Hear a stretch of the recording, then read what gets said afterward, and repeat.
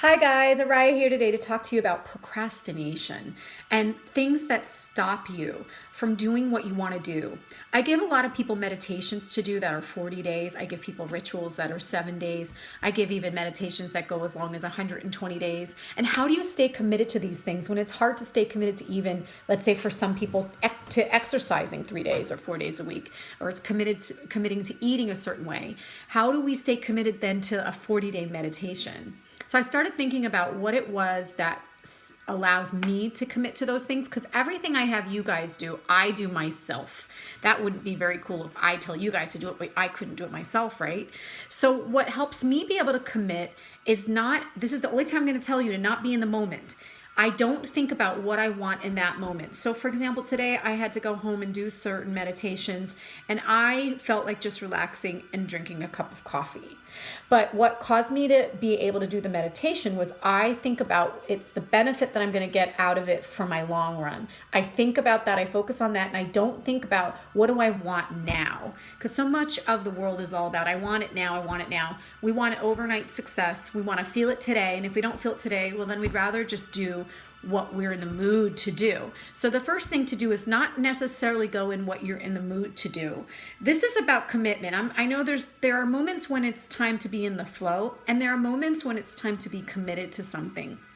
If you find there's something you really want to do, it could be a business idea, it could be anything, then take the path that I'm talking about and not necessarily always be in the flow, because our flow sometimes comes from other things. Not only is it just thinking about what you want now, but sometimes it comes from fear of failure. I find that a lot of people that are procrastinators tend to get overwhelmed easily, and then they get afraid that they're going to fail. And this might not even be conscious talk that you're having. This is like in the background, deep-seated fear of failure. And so when you get overwhelmed by something, you really just need to break it down and sometimes you just need like 1 or 2 days to break something down. Like if it's a hard mantra I'm giving, and really just go through it. Give yourself that hour to go through it and really, really try to understand the wording, and then think about the future and how it's going to benefit you in the future. Another thing that I notice people do when they're procrastinators is they sabotage themselves.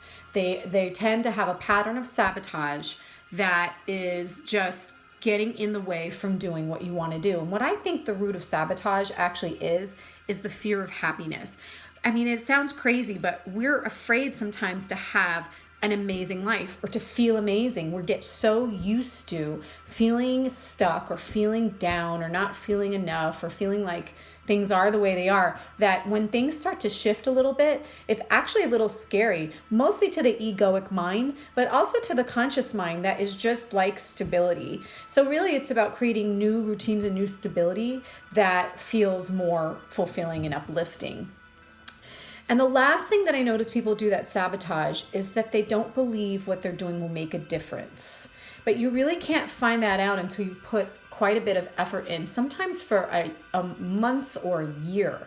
So for example, some ceremonies that I give, you've got to do that ceremony once a month for a while, because there's so many obstacles that it has to cut through, all the things that you've created in your life from childhood all the way till now that are causing that obstacle. The obstacle is not always just one thing. So that's why sometimes you have to commit to believing that something is going to make a difference for you. I don't give anybody anything that I haven't tried myself that I know in my heart will make a difference for you. So believe and trust, and let's all work on today committing to one thing that we haven't been able to commit to, and just take a look at, are you afraid of failure? Are you sabotaging? Are you afraid of happiness? Do you not believe it won't make a difference? Or are you too busy focusing on what you want now?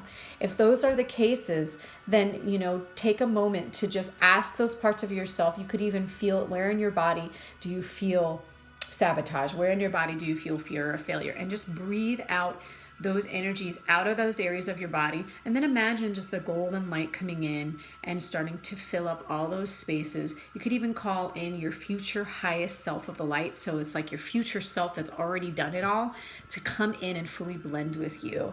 And these are some solutions that will help you stay committed to doing what you want to do so that you can feel like your best, highest self and live the life you want to live. All right, guys, that's it for today. I hope you have a wonderful day, and I'll talk to you tomorrow.